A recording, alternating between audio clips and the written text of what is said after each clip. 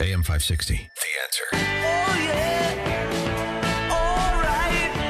Take it easy, baby.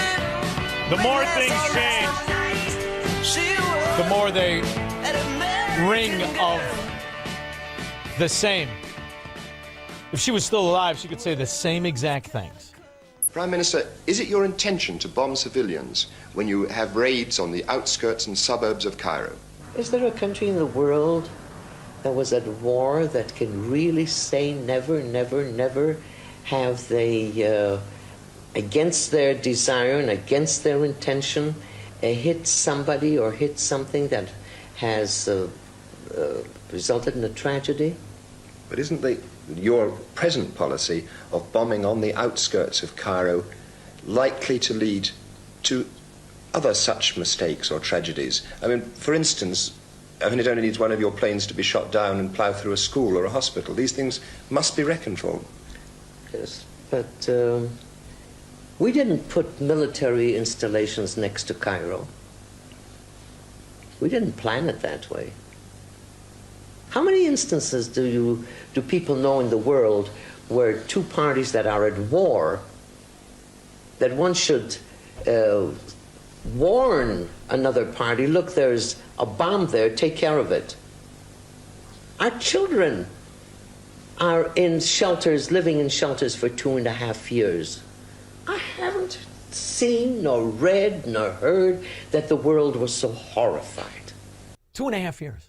This is the one Joe Biden said I consulted with her. Oh, did you? You frickin' liar, wasn't even elected. Didn't stop one moron, not one, from pretending to have supported or voted for that idiot. People say to us, pull back to the borders of 67, and then there will be peace. We were at the borders of 67 in June in 67 and in May 67. Why was there war? And immediately after the war, we said, let us sit down and negotiate peace. They didn't do it. This is something that must be realized by people in the world, and unless they realize that, there is no understanding of the entire situation. And that's when you came to the conclusion, me, Squirrel 8, there is only one form of peace you could have with the cultist, the Islamonazi, no matter what country he is from, even if it's your own, and that is a Carthaginian peace only.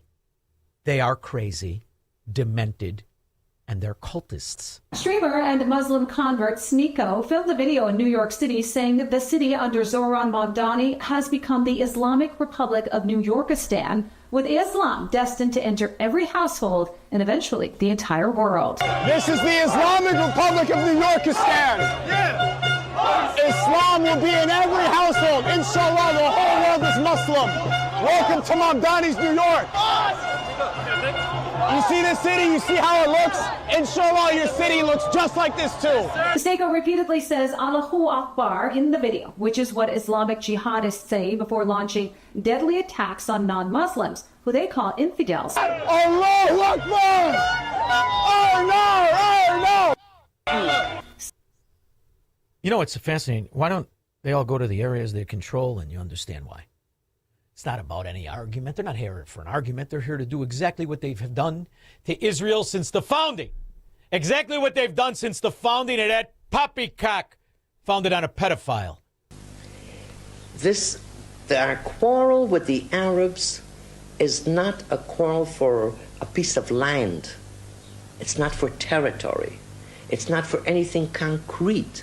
They just refuse to believe that we have the right to exist at all. Just like they do in New Yorkistan or Shirakistan or anywhere they're still walking around in those ridiculous costumes. Sneeko is now being described as a, quote, confused little homosexual, Sneeko, by critics online. Mamdani, who was born in Uganda to Indian parents, took office after promising people everything for free.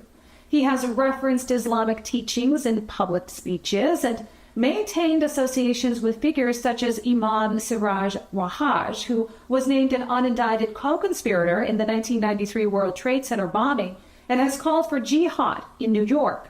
Mamdani refused to go to the Israel parade and canceled the public 4th of July celebrations in Times Square.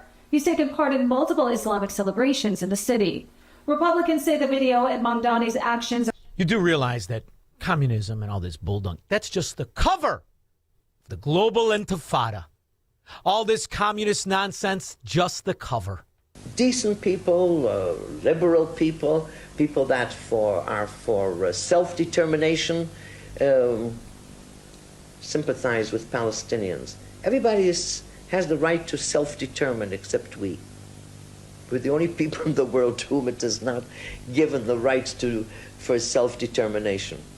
We have to be, evidently, minorities all over the world, and we have no right for independence. Do you ever doubt the... You know what's funny too, Squirrel? 4,000 years. Slaves. Yet they come to a country. They earn very little, if any, especially in America. No welfare, except for now, maybe. And very successful. Not one time did we have to hear about that reparations nonsense. Not one time! In the meantime, we'll hear who gets the real welfare in the country. Isn't it so many of the Islamonazis in Michigan, California, New Yorkistan? That's why they hide under the cover of communism. It pays their fragging rent. In New York, where you literally have a candidate who has such radical, extreme communist views that she deleted over 4,000 tweets. How crazy and radical are the things that you've tweeted that you have to delete, not 2 or 3 of them, over 4,000 of them, including things like, sure, she said she did wipe her hands on an American flag. She said she wants to not just defund the police, she wants to defund prisons. Now, is she going to take the criminals into her own house? Scalise. That's just the cover. She's an Islamo-Nazi, too. It's not about communism. There's no argument. You either want to be a scumbag in a ghetto or you don't. There's no such thing. This is about the Islamo-Nazi takeover of the only country that kicks its ass on a regular basis.